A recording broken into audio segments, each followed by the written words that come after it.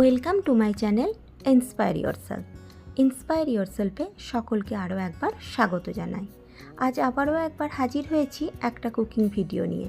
আজকের ভিডিওতে আমি শেয়ার করে নেব ফ্রায়েড রাইসের রেসিপি।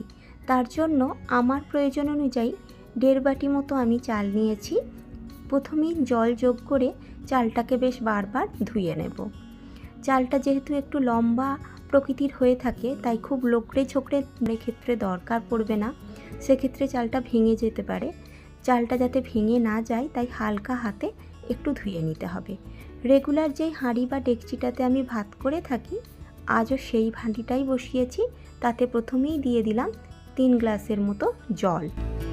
জল এক্ষেত্রে মেপে দেওয়ার একেবারেই দরকার নেই, কারণ ভাতটা একটু বেশি জল দিয়ে সেদ্ধ করে নিয়ে আমি জলটাকে ফ্যান ঝরিয়ে ফেলে দেব।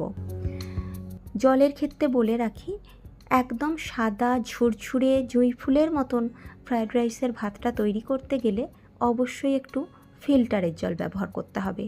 তবে ফিল্টার যদি না থেকে থাকে সেক্ষেত্রে বলে রাখি, পানীয় জল হিসেবে যে জলটা ব্যবহার করে থাকেন সেটাই কিন্তু এই ভাত তৈরির ক্ষেত্রে ব্যবহার করতে হবে। মানে নর্মাল ট্যাপ ওয়াটারের জলেতে ভাতটা করলে কিন্তু একদম সাদা ঝকঝকে ভাতটা কিন্তু তৈরি হবে না। একটু ফোড়ন দিয়ে অল্প একটু তেল যোগ করে একটু লবণ দিয়ে ভাতটাকে আমি সেদ্ধ করে নেব। দেখতেই পাচ্ছেন ভাতটা এখন 90% মতন সেদ্ধ হয়ে গেছে। মিনিট খানেক চাপা দিয়ে রাখলেই পুরোপুরি ভাতটা সেদ্ধ হয়ে যাবে। মিনিট খানেক পর ফ্যান ঝরিয়ে ফিরে এলাম। এবার ভাতটাকে ভেজে নেবার পালা। তার জন্য কড়া বসিয়ে দিয়েছি আর কড়াতে যোগ করলাম 1 থেকে 1.5 চামচের মতন সাদা তেল আর দিলাম 1.5 চামচের মতন ঘি। একটু ঘি আমি সরিয়ে রাখলাম। ওই ধরুন 1 চামচের মতন ঘি আমি এখন যোগ করলাম আর 1/2 চামচ ঘি আমি সরিয়ে রাখলাম একদম শেষে দেওয়ার জন্য, যাতে করে ফ্লেভারটা ভালো আসে। গোটা গরম মশলা আর তেজপাতা ফোড়ন দিলাম। গোটা গরম মশলা আর তেজপাতা থেকে একটু বেশ ভালো গন্ধ বেরোতে শুরু করলে দিলাম গাজরের কুচি। ঝিরিঝিরি করে গাজরটা আমি এক্ষেত্রে কেটে রেখেছি। আর দিলাম বিনসের কুচি। সবজির কাটার মাপগুলো মোটামুটি একই রেখে রাখার চেষ্টা করেছি, আর সবজির পরিমাণগুলোও রেখেছি সমপরিমাণ, মানে 1 বাটি করেই আমি ব্যবহার করেছি। অল্প একটু নুন দিয়ে মিনিট 2 চাপা দিয়ে রাখবো। যেহেতু গাজর আর বিনসটা সেদ্ধ হতে একটু সময় নেয়, তাই 2 মিনিট পর ফিরে এসে এখন দেখাচ্ছি। এখন মোটামুটি গাজরটা আর বিনসটা সেদ্ধ হয়ে গেছে।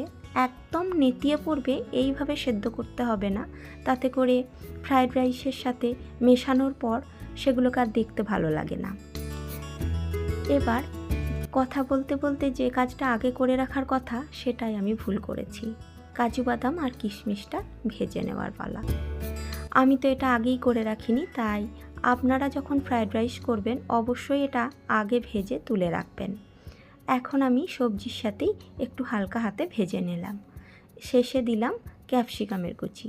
ক্যাপসিকামটা শেষে দেওয়ার কারণ ক্যাপসিকামের ফ্লেভারটা যাতে সুন্দর থাকে। ঢাকা দিয়ে ক্যাপসিকামটাও একটু সেদ্ধ করে নেব। মোটামুটি সবজিপাতি সবই সেদ্ধ হয়ে গেছে। এবার মশলা মেশানোর পালা। স্বাদ অনুযায়ী নুন আর মিষ্টিটা যোগ করে নেব। আমি সাধারণত ভাতটা মেশানোর আগেই মশলাপাতিগুলো যোগ করে ফেলি, আপনারা আপনাদের সুবিধে অনুযায়ী করবেন।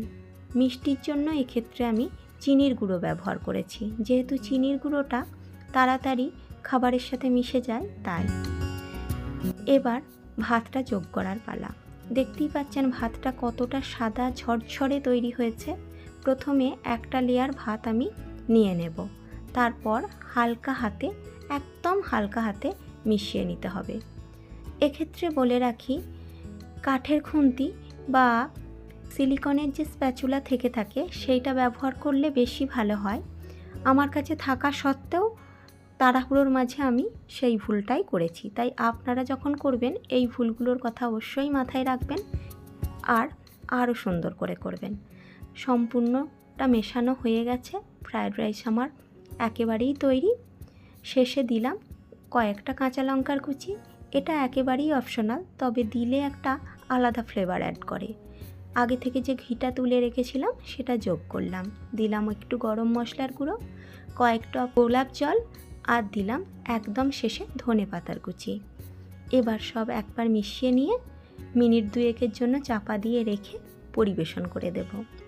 যারা ফ্রায়েড রাইসে গোলাপ জল পছন্দ করেন না তাদেরকে বলে রাখি একবার গোলাপ জল যোগ করে দেখবেন, অসাধারণ একটা ফ্লেভার অ্যাড করে। আজকের রেসিপি কেমন লাগলো অবশ্যই একটা কমেন্ট করে জানাবেন, ভালো লাগলে লাইক করে পাশে থাকবেন।